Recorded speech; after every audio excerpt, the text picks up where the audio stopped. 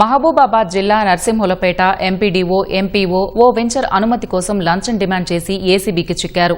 పడమటిగూడెంలో ఓ venture ఏర్పాటుకు సంబంధించిన అనుమతుల కోసం బాధితుడు ఎంపీడీఓ రాధికను ఆశ్రయించాడు. అయితే ఆ వెంచర్ అనుమతి మంజూరు చేయడానికి బాధితుడిని ₹1,00,000 డిమాండ్ చేశారు. మొదటి విడతగా 55,000 లంచం తీసుకునేందుకు అధికారులు ఒప్పందం చేసుకున్నారు. లంచం ఇవ్వడం ఇష్టం లేని బాధితుడు అవినీతి నిరోధక శాఖను ఆశ్రయించాడని అధికారులు తెలిపారు. వీరి వేధింపులకు అతను భరించలేక కొంత అమౌంట్ వాళ్ళు అడిగిన దాంట్లో కొంత అమౌంట్ ఇస్తా అని చెప్పి ఎంపీడీఓ గారికి ₹30,000, తర్వాత ఎంపీఓ గారికి ₹25,000 ఇవ్వడం జరిగింది.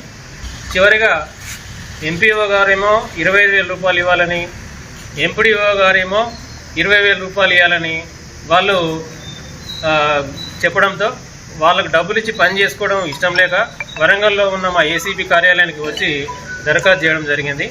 ఆ ఫిర్యాదు మేరకు కేసు నమోదు చేసి రెడ్ హ్యాండెడ్గా వారిని పట్టుకున్నాము.